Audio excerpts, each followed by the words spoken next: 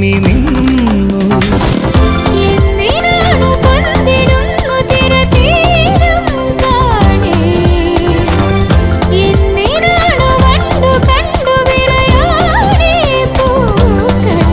പറയൂ മനമേ, ചൊരിയൂ മധുരം പ്രിയതേ. എന്റെ ഹൃദയതാളം മുറുകിയോ,